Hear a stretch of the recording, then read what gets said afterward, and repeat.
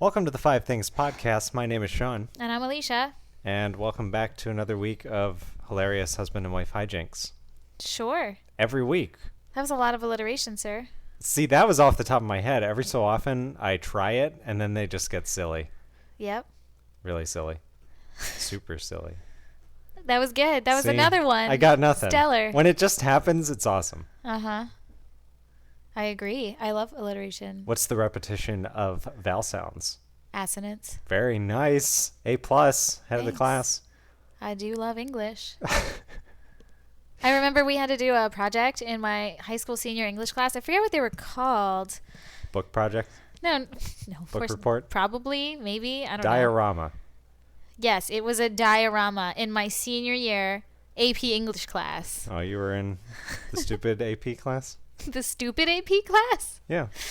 I don't think there was one of those. They just lied to you to make you feel good about you yourself. were such a jerk.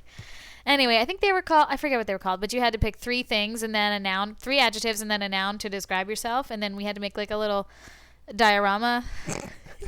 Just kidding. It was a collage about it. And I made mine. In your AP class, collages. It was the first assignment we had all year. My first assignment was a paper. Ours was just like, here, get to know each other, describe yourself, and then we'll put them on the wall, and then you guys will know each other by how you describe yourself. So I remember mine was an alliteration. I chose to because I like it so much. I was a perky, pithy, Persistent. Perez. Something like that. Like there was another adjective, obviously, because you had to have one. So define pithy. Meaningful. Okay. I like that word. I like the word pithy because it's so short and has so much meaning. I find it as a little bundle. It has so much meaning. Yes, it is a pithy word. I like when a word can be defined using itself. I will punch you in the face. He's grinning at me. Why are you so aggressive? Because you're all over me. You're coming. I'm trying to be all over you. Hey. Wow. Coming out of the gate, you're just like, whew, whew. I was just trying to talk about my project, and you made fun of me for making a diorama. Okay? It turns out you made a collage. I think I was right to make fun. You are such a pain. So I was trying to get us started on the podcast tonight, and you were on your phone.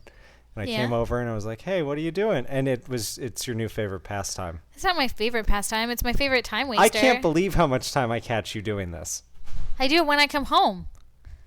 I haven't done it at any point during the day. Everyone wonders, like, now it's weird. What are they talking about? Shopping on Old Navy. That's not what you were doing. I was looking at Reddit. She was on Reddit.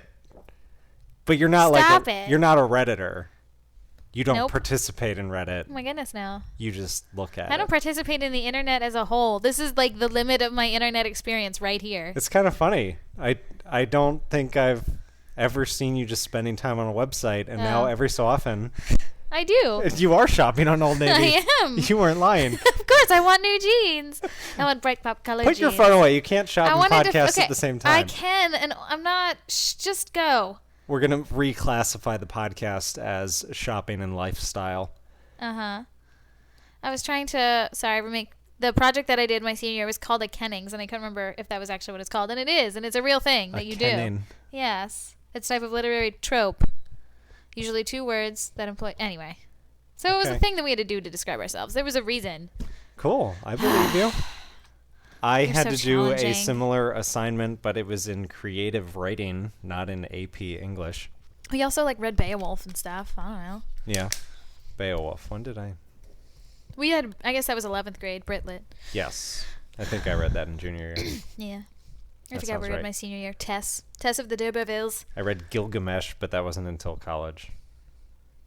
That's good. Yeah. I've read books too. Okay. Whoa. Jeez. You're so funny. Okay. Well, anyway, you and I have an upcoming project. You had the option to do it tonight, but you decided to podcast instead. Yeah. At the point that this comes out, I think all of the parts will be posted of Ron and I playing through Azeroth from Booty Bay to Stormwind. Yep. And you and I spent some time playing this little game called World of Warcraft. You remember? I miss it you remember so that? much. I miss it, and If it were free, do you think we'd play it? Yes. Oh my God, I would play it all the time. Yeah. Yes. It's really I'm not just gonna lie. cost. I'm gonna say I'm like 20% excited for this Minecraft journey from Stormwind to wherever we journey to, but it's just gonna make me miss actual WoW, and it's gonna be like a pale imitation of actual WoW, and I think I'll just be. That is exactly what it is. I know, and I'm just gonna be disappointed. It is just It just feels like Minecraft, but except it looks kind of different scenery. Yeah, and I'll just be like, I want to be playing real WoW. Yeah. But it'll be, a pale imitation is better than nothing. That's true, but I you suppose. could get a month for $15 and play all the time. Play for a month and then I could get it out of your system as if you would have time to play. I have all the time, Shawn. You could play in your sleep, maybe. I could. Sometimes I need to sleep in my sleep, though. So anyway, Ron and I traveled all the way to Stormwind. Yeah. You and I are going to start in Stormwind and we'll travel to Ironforge by foot, which is not going to be a short trip by any means. No, it's going to be fun, though. Because normally you can take the tram. Yeah. There's an underground tram. Or you take a flight path. We can get a pig. Let's make sure we find some pigs and saddle them. Okay. We can do that. We do not have the function to lead the pigs yet, unfortunately. Aw. Well, never mind. Whenever Minecraft 1.4 comes out. So we can just see where the pigs take us in WoW? They would just go around in circles, probably. Probably. Maybe walk off a cliff. Oh, well, that doesn't sound fun at all. No. All right, then. I guess we'll have to hoof it. You'd get an achievement for riding a pig off a cliff that I've never gotten. Cool. Yeah. But anyway, it's going to be really fun. And just to make sure that I knew what was in store for us. In steak for us. In steaks. I want steak. Mmm. Anyway, what? I'm hungry. How? I looked on... We just ate. I looked on YouTube and I found a guy who, in WoW, walked all the way from Stormwind to Ironforge, and it took him just a little over an hour and a half. Yeah. So... That'll probably take us ages to adventure there. It'll probably take 3 hours. Something like that. We'll see. It'll be fun. Anyway, that's exciting. Yeah, so we're going to do that. What else are we going to do? I don't know. Are we going to be terrorists? I don't think so. Are you sure? Are you sure you're not a secret terrorist? I'm pretty sure. You're hiding something from me. The lies just roll off your tongue. I have not hiding anything from you. It sounds like we're talking about Homeland already. We're talking about Homeland. Oh my gosh. So Alisha and I are going to talk about Homeland some. With lots of spoilers. They have aired 3 episodes of the 2nd season. If you have not watched them, you should stop listening. You should stop listening. Probably. It's so good. If you haven't watched them, though, you should stop listening and watch them. Homeland Season 1 is out on DVD now? I don't know. I know I'm going to buy it for my dad for Christmas. It's either out now or it comes out very shortly. Yeah, I would think. I think it came out in time for the 2nd season to begin airing. Yeah, I would hope so. I'm pretty sure. I just know my dad's going to love it. He loves political thrillers. It's so well done. And if you need any more convincing, one of the guys who did 24, his name's Howard Gordon, adapted this Israeli TV series. And the concept is a soldier was... a prisoner of war. Prisoner of war in Afghanistan. His whole family assumed... I know we talked about this before. He was presumed dead. I'm just reviewing. He was presumed dead. He was gone for 8 years. And... then he comes back. The very beginning of the series, he comes back, and it's about all of the fallout with him, and then a CIA agent played by Claire Danes, who is trying to track someone who was turned against the United States. Who was a prisoner of war who was turned. And that is the first season, and it all shakes out, and it's amazing. And it won Best Drama. And Best Actress. For and good Best reasons. Actor. And Best Writing or something like that. So go watch it if you haven't watched it. And do then it. Start watching season 2 and come back here and listen to us talk about it. Yeah. But let's talk about it. If you don't care, just keep on listening and you're missing out. And you'll be like, wow, that does sound like a good show. It's so compelling. So we didn't know what's going to happen to these kids. Stop it. No one will get that. I know. Season 1 ended with such a crazy finale that I didn't really know how we were going to come back from it. I had absolutely no clue. What's happening at all? Oof. I didn't know how they were going to continue the show. So, what's Claire Danes? Carrie has a Carrie's bipolar. Yes. And at the end of season 1, she received electronic shock therapy. She had a complete, like a meltdown. She had a complete episode caused by her inability to put the facts together on what was going on with Brody, which, as we know, dramatic irony, she was right about everything. Yeah. She suspected it was him. She That figured he was out the it was terrorist. him. She even figured out his plot. She figured out his plot, and she even figured out, although I think she still doesn't know what it is, it's the purple. When she goes crazy. Yeah. Or is it the green? It's in in the middle. Everything's green moving towards purple. Mm-hmm. Something happened to Abu Nazir, who's the main terrorist bad guy. Right. And she figured out that whatever it was is what turned Brody. And that is the event of Abu Nazir's son's death. Yeah. It was a drone strike or something like that. Yes. And it killed 100 children or something mostly awful. Just innocent citizens. Which is the reason that Brody has turned, quote unquote. Sort of. Not really. I mean, he was tortured for quite some time. He was made to kill. I'm putting that in quotes because he doesn't actually do it. He kills an innocent person entirely, but he's told to kill one of the Marines that he is held captive with, and he thinks it's his closest friend, Tom. And that also helps him break him. Dead. No, he's not. So but anyway. It's partially Stockholm Syndrome. Yeah. Partially his newfound religion. He's converted to Islam. And partially revenge for, Isa. Yeah. The Abu Nazir's son. Yes. Who Brody was tutoring. Yes, he was tutoring him in English. Teaching him English. And he seems like he doesn't. Well, we'll get to current season in a moment. So anyway, season 2 started with our 3 main characters, because I'm including Saul in that category. Oh, he's so great. Saul is Carrie's mentor, whatever you want to call it, supervisor in the CIA. Yeah, he was a division chief at the CIA, and he oversaw a bunch of cases. And at the beginning of season 2, I don't know what he's doing, because he's clearly not. But he's in Beirut. Just an operating chief. He's back in the field. Mm-hmm. And he was probably sent in because of his Middle Eastern heritage, because he can blend in very easily. His last name is Bernstein.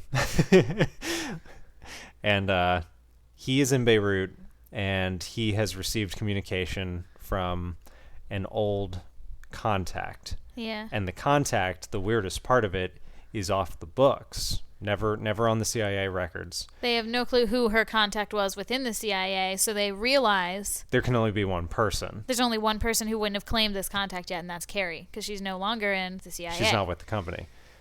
So Saul tells them that is the situation, and Estes, who's the actual CIA chief of the CIA, calls Carrie in. He actually goes to her house, which I thought was kind of a nice touch, because all the issues were caused by him. He's the one who led the entire pushing Carrie out of the office. And I mean, kind of rightfully so. Yeah, he had a reason to.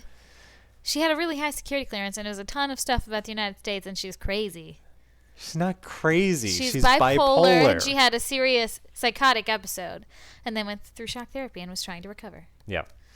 So anyway, Saul's in Beirut. He's trying to deal with this situation.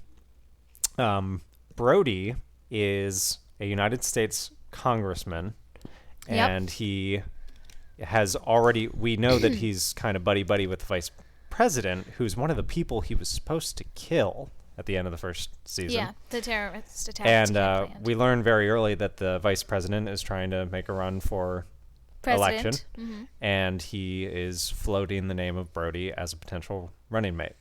As Brody says, he's just putting it out there. He has about 20 other different names who are more qualified. Yeah, I mean, he's trying to get some of the veteran support and stuff. Right.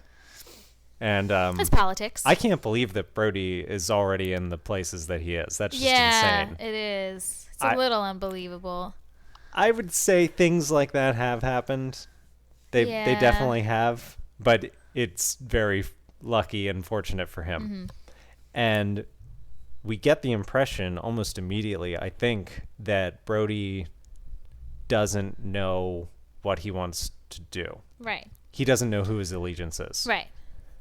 I think he's excited for and like still in disbelief about the new power that he has as a congressman. He and never saw that coming. And he's feeling loyalty to the people who have given him that power, which happened to be the vice president. Right. And in his planned terrorist attack that was foiled at the end of the first season, the vice president was his target. And but he still feels loyalty to Abu Nazir because of Isa.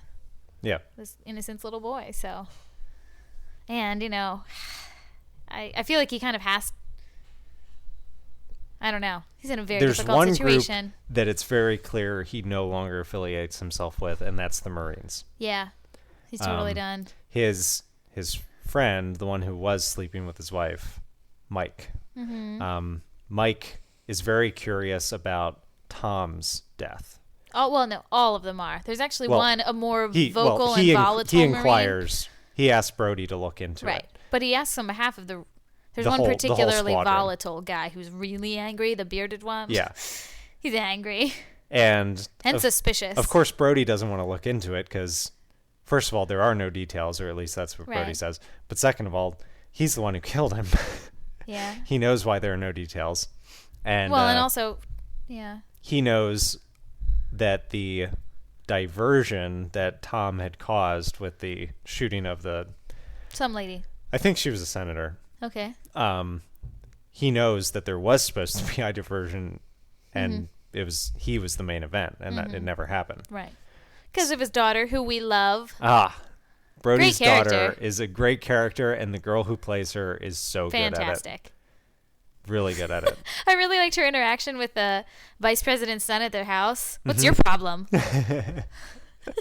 She's just really aggressive right off the bat for no reason. It was funny. It's great seeing her in this season because she's gone through like this tumultuous, like she was feeling like a typical teenage girl, like kind of exiled, and she always wanted to hang out with her friends, and she felt like she had a secret. And then she learned her dad's secret, or at least one of them. Yeah. She learned that her dad was a Muslim. She did not learn that he was a terrorist. Yeah. Actually, she did. Carrie told her. She believed. She was the one who really foiled his terrorist attack. Yeah. I have no idea what his daughter actually thinks happened. Because she talked him down from blowing up that entire room of people, including himself. Yeah. And the way that he responded to it, when he's really stressed, he can't cover very well. No. We've seen that several times. Right. And I can't imagine what she actually thinks about him. What she might believe he was actually doing. I'm sure she sees that he's conflicted, and that's enough for her to just be like, and it's her dad. It's her dad. Yeah. It's kind of like Brody. She's just split on where her allegiance should lie. Yeah, agreed. She's still like shocked and kind of, well, obviously just shocked and a little bit appalled maybe that he is a Muslim, I think she appreciates his devotion and discipline with the religion. Totally. But at the same time, she's like, but who is this person? Yes, I can respect him and I can admire him and understand that he has this devotion, but really, like, yeah. It's just really interesting. She's very well played. Yeah. And so our final character, Carrie, we don't get a great picture of what's going on in the last several months. Shock therapy and then being at home. We just know that she ended up back at her dad's house. Mm-hmm. Her sister does a lot of looking after her. Her dad looks after her a lot. Yep. Her dad is concerned about the levels of her medication. Mm-hmm. He is also bipolar. Yeah. And obviously he seems fine. Yeah. So he must be properly medicated or whatever. And she just goes about a daily routine. You know, she gardens. Yeah. She sleeps. She wastes her time and she knows it. Yeah. She doesn't seem that bad. No. When it starts. When the season starts. She seems restless. Okay.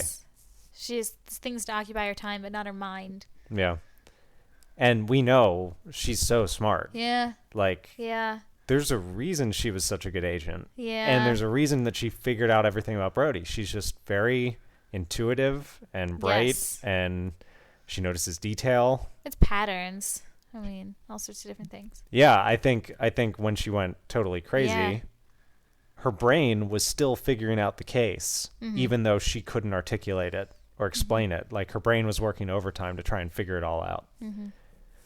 So our main three characters are all separate, and it seems like they've all gone their separate ways. Sort of. Yeah. Until one day. Well, the contact resurfaces of Carrie's. Right. They ended up taking her to Beirut to meet with her. Taking Carrie. Yes, taking Carrie to go meet with her contact. And she gives him a bit of information, as in she is in the contact, that they have a chance to get Abu Nazir. The contact, her husband, is a lieutenant in Hezbollah or something. Yeah, that's the thing. And she knows that he's going to be meeting Abu Nazir. And she's like, they're going to be meeting here. I want a flight to Detroit. I have a cousin there. And $5 million. $5 million, and you can kill them both. Yeah. She does say that. She's like, I don't care about my husband. Kill them all. So Carrie established this meeting by herself, which she wasn't supposed to do. It was supposed to be her and Saul. Yeah. So then Saul calls Still breaking it in rules. and has to tell them that they're just taking Carrie's word on this. Right. Because Estes is like, Saul, what was your assessment of the contact? And he's like, I have to defer to Carrie. I don't know. So it's a big deal, but it turns out that she wasn't crapping at all. She was totally telling the truth. There was totally a meeting. And that same day, Brody was invited by the vice president to go to the Pentagon. They were going to try and convince someone to something, whatever. Politics. And he wanted the Marine along because this guy was a Marine. He's like, hoorah, you know, you come along with me and Semper Fi or something. Isn't that what you guys do? And so Brody comes along and they get to the Pentagon and the secretary is like, oh, I can't, there's this thing going on right now. And he's like, what's going on? Let's get in the room. Yeah. So he takes Brody in the room where they're watching the mission take place. Yeah. And Brody's like, well, who are we trying to get? And someone's like, Abu Nazir himself. And he's like, wait, my BFF, Abu Nazir? My best friend forever, who I have secret loyalties to. You can see his heart is just like, oh, his face, everything drains from color. He's not good at covering. No, he's not awful. I would say his reactions are more, his face wasn't awful. It just goes blank, but he can't continue the same expression. But his body, like, he has the shakes. His leg was going uncontrollably, like. It's kind of amazing to me, like, that he can't control that after 8 years of captivity and, like, everything he's been through. I feel like there are a lot of soldiers out there or operatives in the CIA who could really, like, they could handle that and not have that reaction. Yeah. But anyway, he has one contact directly to Abu Nazir's command, and that is a cell phone number. Somehow. It was given to him by that woman. I understand. Yeah. It's a stretch. Yes. So he texts a Mayday code, and at the last possible second, someone puts a phone in front of Nazir's face, and he ducks back into the car, and they don't like, get the we shot. got to get out of here. And so they don't get him. They escape. And Brody did it. He prevented them from killing him. If he wouldn't have been in there. The vice president, as soon as he saw it happening, said someone warned him. It had to have been somebody in that room. They know it already. I don't understand how he thought he could send a text from that room. Wouldn't they be I don't understand. That is actually, as soon as I saw him pull out his phone, I was like, they would be monitoring everything. Have phones in here. Or something like that. Or they would block cell phone reception. Or they would be able to track all of it. Anyway, it was just really Yeah, I thought that was weird. Agreed. That seems too insecure. It's too insecure. I don't think that would even happen in damn it, what's it? Tom Clancy. I think he would. I feel like he would cover that base. Right. Agreed. Anyway. So Nazir gets away. They know that the intel was good, so they need to get the contact out. They need to make good on their deal and get their contact out of Beirut. And so Saul and Carrie have to get out of there because now there are all these guys on the street and they were just fired at and now they're pissed off too. So they're on their way out. They go to the place to pick up the contact, and Carrie's like, there could be documents in there, and they're like, well, we don't have time. We got to go. And she's and like, Carrie's screw you guys. Screw you guys. I'm going home. See, this is why she's too volatile. Like, that's why she can't be it. No matter how good she is, no matter what she finds, she could have also just died. She could have been captured. Like, there's too many. She doesn't listen. She doesn't follow very well. Well, look at the results. Yes, anyway. She runs in. She gets all these papers. She grabs got a giant bag. stack. And she gets she's a like, satchel. Where do I put these? She picks up a satchel, throws them in. Yes. And puts it on and runs out the door. Gets shot at about 30 times. They have to drive around the block a couple times to avoid the crowd. And eventually she runs down a different stairwell, and waiting at the bottom is the one other CIA guy. agent. And they hop back in the truck and go. Yeah. And she has all of these private Hezbollah documents now. And the operative who grabbed her, I don't even know if we ever learned his name. Go on. See, Saul's new second, whoever that is. He pours through the documents some, and he's like, this is all stuff we already know, or it's just useless thing. I think it's the addresses and phone numbers of that lady's friends. And Saul was like, oh, that's too bad. And he's like, you go get some rest, man. I'll finish up taking a look at these. And the guy leaves, which is important. Yeah. And Saul leafs through the documents, and he's like, no, nothing here. You're right. He was right. Nothing's here. And he picks up the bag, I think just to put the stuff back in the bag. And it's something clicks. And he's a CIA agent, and he just thinks about this stuff, and he starts feeling the bag. Yeah. And he finds a little hidden compartment, and he cuts it open, and there's a little micro SD card in there. Yep. And my heart just starts beating, and I'm like, what is on that? What is on that card? Oh my gosh, what's on that card? What's on that card? They didn't let us wait too long. He puts it in the computer, and it starts playing it, and it's Brody's confession after the fact, after what he was supposed to do in season 1. The video that they were going to release of him saying, I guess not, he wouldn't say I'm a terrorist, but proclaiming I am a terrorist. I am a terrorist, and I hate you. Why? He says, I am Brody. I was a Marine. Here's my rank and colors, and here's the reason that I did what I did. You probably have a lot of questions, and you've heard a lot about me, and yeah. And that's the end of that episode. So Saul knows that Carrie was right. And Saul knows Carrie was right. And one of the things that Carrie told him when she was over there was she can't tell what's real. She can't reconcile. She can't trust anything that she thinks. Being so wrong. Yeah. With what, so she feels like she can't make decisions now because she went through this whole thing where she was just so damn sure. Yeah. And she was so wrong. And now Saul knows she wasn't wrong about anything. No. She was so right. That was the end of episode 2. We watched episode 3 yesterday. Yes, we did. So where do you want to pick up? Who do you want to talk about first? Well, let's do Brody. He had one hell of a day. Oh my God. What an idiot. I'm sorry. Yes, agreed. What an idiot. Dumb. Very dumb. Yeah. He was asked once again by Nazir. By this woman. By this connection to Nazir. You should just kill her. Yeah. They would have no way to get to him. He was asked by her to get out, I guess, a contact of a friend of the terrorists. She said that the documents revealed a contact in Gettysburg. They referred to him as the tailor. I don't know why. I was actually thinking that it was someone who we might already know, but we didn't know who that was. Pretty sure he was actually a tailor. It was like a shoe and clothing store.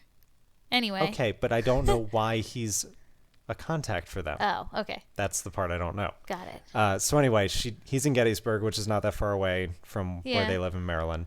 So she asked him to go get this guy and move him to a safe house because they know that the CIA is going to come knocking on his door. So Brody heads over there, even though he's got a very important fundraiser for his wife. Yeah. And he's supposed to be speaking at this wounded veterans fundraiser. Which he didn't want to do. Right. But he knew it was the right thing to do. Right. And Jess really wanted to do it. And he was like, yes, I'll do it for you. And she was like, I will hostess the crap out of it. You're going to speak. We're going to be a power couple. Yeah. And for whatever reason, he decided to go out and do terrorist things instead. Terrorist things. Yeah. And he feels like he's held hostage by these people. Oh my gosh, of course. He feels like he has no choice but to say yes to them. Right. Because what if he doesn't? Yeah. Anyway. So he decides to go to Gettysburg. He picks up the dude, and he's trying to calm him down, but he can't reassure him. The reason she, as in the contact, wanted to send Brody was because she thought he'd be reassuring. Right. That he would make the guy feel like he would be safe and it would be okay to go with him. But the guy just kept on getting more and more unsure. And Brody wasn't at all. Brody wasn't very reassuring. He wasn't very helpful. He was very vague. And he just kept getting like more anxious and nervous. Yeah. And it just was not a good situation. No. So finally, when this guy got a chance to run, he took it. He ran. Yeah. So Brody went. Although he also had a chance to kill Brody like twice and decided not to. Kill? He could have. He could have run him over with a car. Okay, yeah, there was that moment. He could have just driven away. I don't know why he didn't. With a flat. That guy was clearly very indecisive on what he wanted to do. Agreed. But anyway, Brody tracked him down. And tried to, like, they literally ran around in a forest. Brody was trying to chase him down. And this guy trips and falls and impales himself on something a branch, in the forest. like a root, something like that. And for some reason, Brody's like, I have to save you. Well, what? He just wants to get into the safe house and go. Like that, he's just goal oriented, and he's like, I just need to do this, and then I can forget about you. And so he goes through the trouble of patching this guy up, and as soon as I see him like tearing the shirt and wrapping it around the guy's waist, I knew that guy was dead. Oh my gosh, of course. I was like, now that he's going through so much trouble to make sure that this guy stays alive, I know he's going to die. I didn't know how he was going to, but I knew it was going to happen. No, I mean, I didn't understand pretty much once the guy started running, I just let him go, I guess. But again, Brody feels like he's held hostage. Yeah. So what if he doesn't deliver this guy? I don't know. What happens? I guess. First of all, the guy has seen him. Yeah. Which is a problem.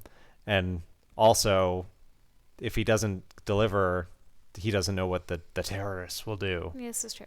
Nah. So anyway, he gets a phone call while he's trying to help this guy. And it's Jess. And he's like, I should answer this. This is the perfect time for me to talk to my wife. I'm not trying to restrain a terrorist who's in the middle of death or anything. No, this is great. I got this.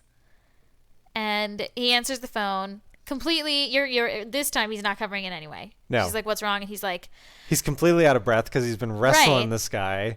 And she notices immediately it's raining, and he at least finally gives her an excuse, which is there was a flat tire. I'm in the middle of nowhere. And then he's like, I'm walking towards that. And she's like, but you're in the middle of nowhere. She doesn't, She catches him in a lie immediately. Did you call a tow truck? And he's like, yeah, I called a tow truck. And she's like, well, if you don't know where you are, how are they... I know about where I am. He doesn't think through the next lie he needs to tell. No, as soon as... Well, anyway. And the other dude, the tailor, begins to moan audibly. He's like, help me. Yeah. And Jess is like, what was that? And Brody's just goes over to try and silence him. Instead of Brody just being like, oh, I'm going through a tunnel, goodbye. I can't. He just like kind of puts the phone up against him to silence it, goes over to the guy, restrains him as long as he can, and then realizes that the only thing he can do is kill him because the guy just keeps on fighting. So he just snaps the guy's neck. He's a Marine. Dead. And then he's like, Jess, I'm not going to make it. Managed. Jess, I'm not going to make it. I'll see you later. And then he hangs up on her. Right. He couldn't have picked up and like, I've got a flat tire. It's raining. I'm trying to get the tow truck's here. Bye. Yeah, that's all you got to do. Anything. He is not a great coverer. Anyway, so then he gets home later after he showers. Like, he has to clean himself. He has to wash the car. He washed himself in a car wash. Yeah. Because, I mean, the guy impaled himself, so he had blood on him. Like, Brody looked like he'd been doing, I'm just going to say it. Like he'd been killing someone. Terrorist things. Anyway, so. What'd you do at work today, honey? Terrorist things. he gets home and Jess catches him in a lie the second he walks in. And she was like, were you, because he gave her a lie. He's like, I had to go out to one of my districts. He's a congressman. Right. I had to go out to one of my districts to blah, blah, blah, blah, blah. Reassure some union members. Yeah. That was not a bad lie. And right. she was like, did you really have to go out to one of your districts? And he was like, yes, of course. And she's like, what town? And he just stares at her because he doesn't even have a follow-up. Yeah. Nothing. You got to think through the whole plan, man. Yeah, and it's all like he can say. He was. I mean, even a grain of truth. Yeah. Like up towards Pennsylvania somewhere. Right. Gettysburg. Right. Anything. It's all the way up at the border. Like. Right. Nothing. Not even a hint. She's way too smart. The lies just roll off your tongue. That's what she says. She doesn't trust him for a second. She lays it right out. She says, you need to be honest with me. Right. Or this isn't going to work, period. Right. And she invited Mike in again. Yeah, she practically threw herself on Mike.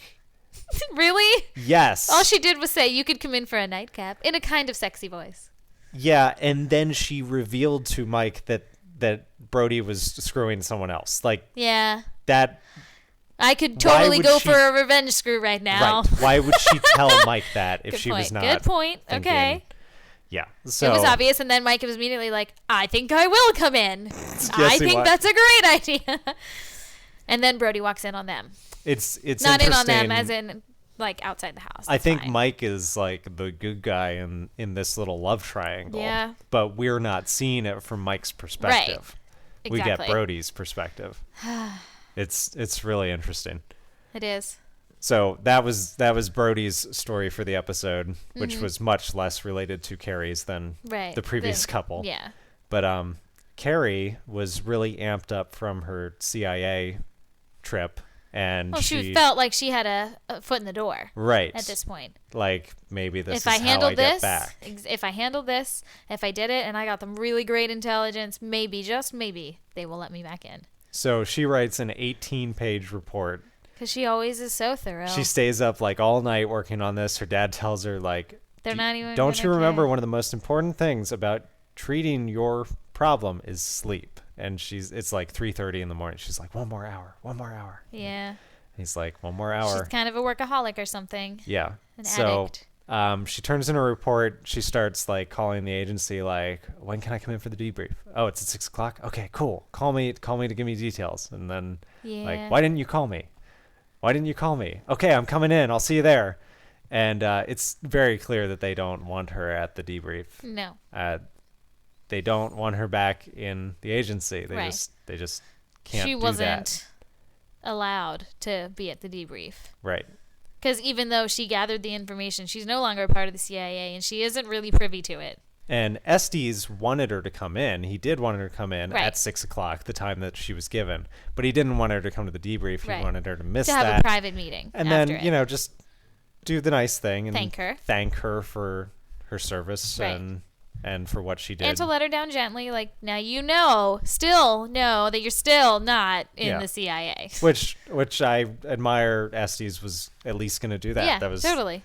Because he's in a very awkward place. He does behave well, mostly. Yeah, on 24, they, for the first like season or two, they kind of made the chief of the counter-terrorist unit kind of a bad guy. Okay. Like, he wasn't a bad guy, but he was always standing in the way. He was very obstructionist. That is the same thing. Bureaucracy. He was like a bureaucrat. Yes. Gotcha. And it was a real problem, and they kind of fixed that. Jack in Barrett the later doesn't have problems seasons. like that. The first way they fixed that is they made one of the chiefs give his own life for something because he'd been subjected to radiation poisoning, so he decided to sacrifice himself to save people. Oh, very nice. And then after that, they didn't make the people in charge nearly as annoying. Right. Unlikable. So Estes was only unlikable insofar that he had to throw Carrie out because she was bipolar and didn't disclose that. They did have a kind of rocky relationship. He didn't believe her at all. Right. And he like slammed the door shut before she could even justify it. But he did a good job. And he still let Saul operate at his own discretion, which allowed Carrie to carry on the surveillance and everything. Right. So that's the way the system should work. Mm-hmm. And anyway, Estes was going to do the nice thing and tell her that she did a good job. But Carrie got there early. Saw that they were debriefing without her. Yeah, the secretary was like, they're in a meeting. Don't go in there. Yeah, and she was like, what are they doing? I must. She like breaks in. All my friends are hanging out without me. Very funny. She marches in, kind of raises her voice. Yeah, has a little fit. Esty sees her outside. He tells her, "We can't have you here." And then she goes home and she tells her dad that she's got to go home. Yeah, to her own house. Which I guess when I saw her going home, I thought she just wanted to go home. Yeah. I have no clue what the whole evening she was clearly in a state. I mean, this must be what being bipolar makes you do.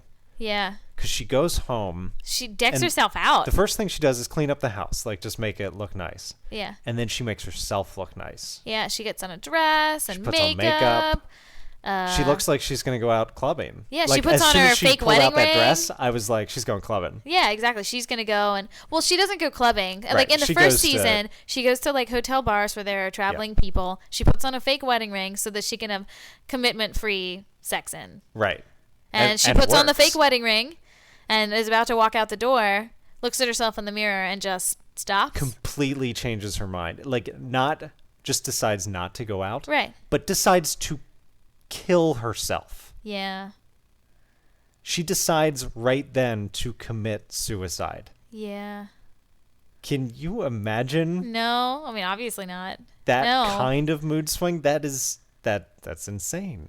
Yeah. She's a crazy person. I can't imagine ever living like that. Right. So she goes to her supply of drugs. She pulls out a bottle of wine, and she hesitates for a pretty long time and just stares at it all, and then just does it. Yep. She takes like all of the pills at once with 2 giant glasses of wine. Yeah. And then just so calmly walks upstairs and crawls into bed. Yeah.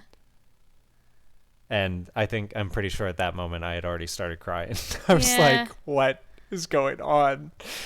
And then again, giant mood swing. She's like, I can't do this. I want to live. Runs to the bathroom, throws up, lays on the floor for a few minutes, and then crawls back in bed. Gets back in bed. And the next thing, presumably fine. The next thing, we should probably just hop on Saul's storyline here. Yeah. Carrie, we'll leave Carrie in bed. We'll leave Carrie. She's okay now. Yes. So Saul has to get out of Lebanon with the micro SD chip. And he's got to go out the real way. He can't just they can't just fly in a jet and sneak him out. Right. He's got to go out diplomatically, and he's headed through the checkpoint, and he's got a case that says U.S. diplomatic. You can't open this. You can't even check this for anything. Don't mess with Uncle Sam. Yeah. This is important stuff, and they don't care. No. They pull him into a private room. They take the case right off of him. And he's like, you can't do that. You'll be in a serious diplomatic problem with the United States if you open that case. You are using too much. He was so just matter of fact. This is going to be a serious Hey, incident. man, you can't do that. It was his composure. Because he's got to be, even though he thinks he's safe. Yeah. Don't you think there's Oh my gosh, of course, panic. Right. That's how good Saul is. That's why I love Saul. Oh my gosh, he's amazing. He's the perfect agent. So anyway, this guy opens the case. He just takes the papers and moves them aside. He doesn't even look at them. Papers. Whatever, papers. And then who would hard copies of important things? He feels along the back of the case, and he feels the bump. A bump. And he takes out his knife, he cuts it open, he pulls out a little micro card, and he's like, ha-ha. There it is. I got all your infos. Saul's like, you have to put that back, blah, blah, blah, blah, blah. And he doesn't. He just puts papers back. He's like, here's your case. Never come back to Lebanon. Yeah.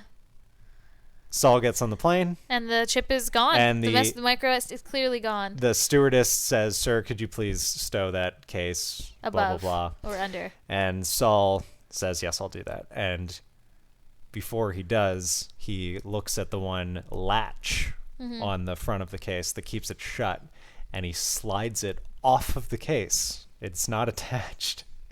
And he opens it up, and inside is the micro SD card, and he puts it in his pocket and then puts the case up. Yep.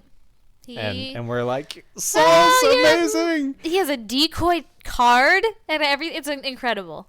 Yeah, because he knew they were going to look for something. Of course. So put in the decoy.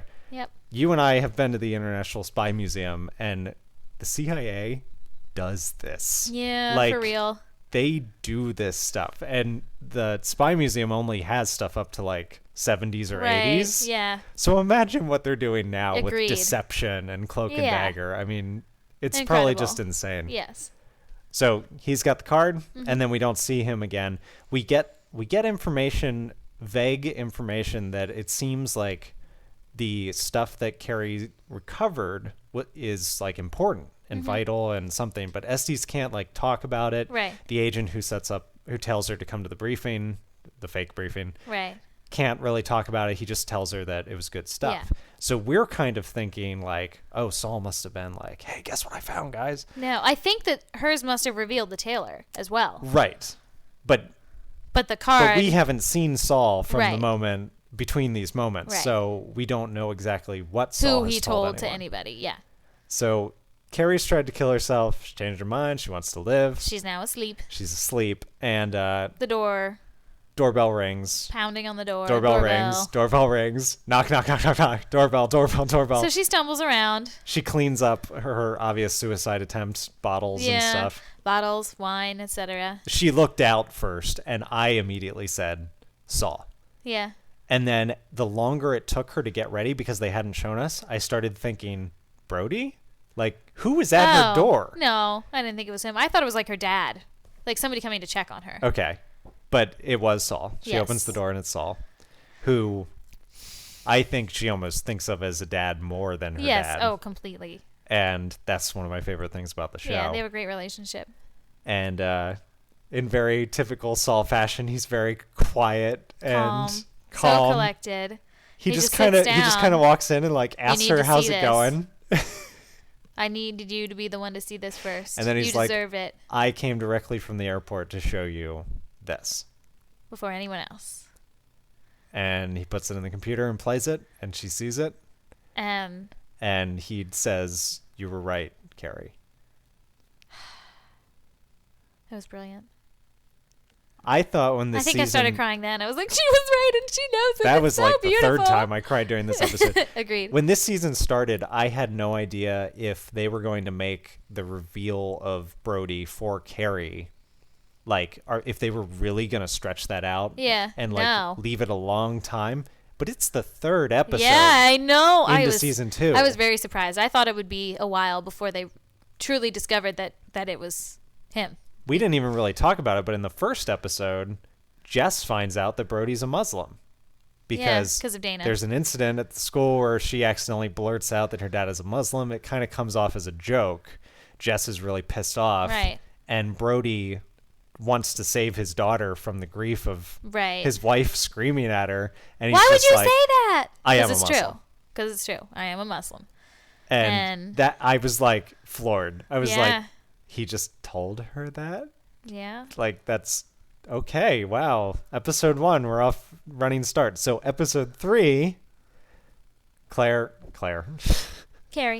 knows that everything about Brody. And that in the entire mission, like his whatever main event, she knows that she was right. Right. That he was planning an attack right then. The safe room. So now what happens? I didn't Speculate even. wildly. I can't. It's like impossible to see what's coming. They can't. I mean, it's not like they can just arrest him. They want to use him. Come on. Who? Brody. They want Nazir. Right. They have to use him. Like, they can't do anything. They're going to have to let it continue and just monitor.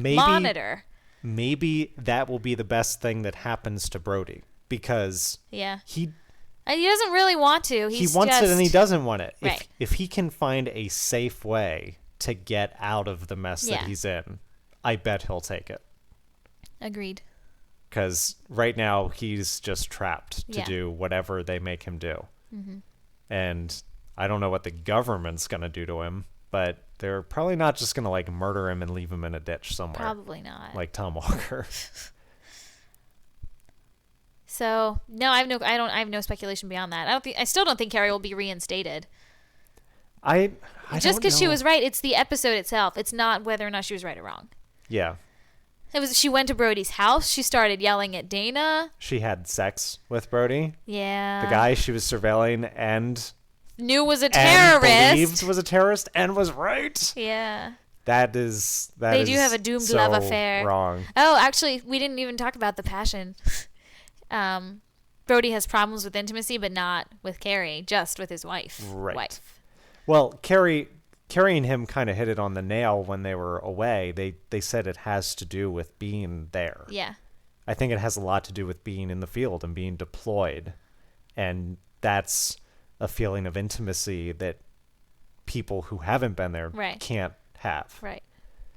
And that's a really cool, like, war story kind of feeling.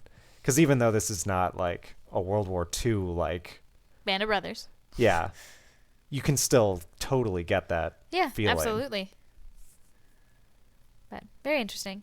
Oh, and so anyway, we also missed the tiny bit that Jess ended up doing a fabulous speech at the fundraiser instead of Brody because he didn't make it. I'm amazed at, what's her name? Morena. I'm amazed at her ability to look so unsure. Nervous. She, like, stammers and she just nails it. She looks like a real person to me she's up there talking like that. Yeah. Also, she needs a new haircut, but we'll ignore that. That's fine. She's got her first lady do on. I don't like it. She's trying to look. She's growing it out, I'm pretty sure. That's all. You think? Yeah. She'll get there. Okay. Anyway. It was a fantastic episode. I can't wait for the next one. Always. I'm always anxious for the next Homeland. I could binge watch it. It was nice to do that last time. Yeah. No such luck this time. No. If we buy the DVD for my dad, I'm going to want to watch it. I'm going to get it here and just be like, let's watch it right now. It's going to be sealed. We're not going to open your dad's. I'm going to open it. I'm also getting my mom Game of Thrones for Christmas, so I could watch that too. Is season 2 out on DVD yet? I don't know. I'll buy her season 1, of course. Right. But it'll be great, no matter what. Yeah. Well, thanks for recapping the show with me, babe. Of course. I talk about Homeland all the time. Next week, we will not be spoiling anything. So if you made it this far and just sat through all that spoiling stuff. We're done spoiling it? Maybe after a couple more episodes, we'll do another one. Okay. I don't want to do it every week. Got it. Me neither. Nah. We'll binge spoil. Ah, you're so right. You like that? It's so good. We've only done 3 episodes. Okay, well, I think we have a little bit of time. We can describe Downton Abbey in great detail and how excited we are to watch that. I was going to ask you to rap. Oh, we'll have to wait till next time. Shoot, I don't have much time. All right, test your mic. Test my mic.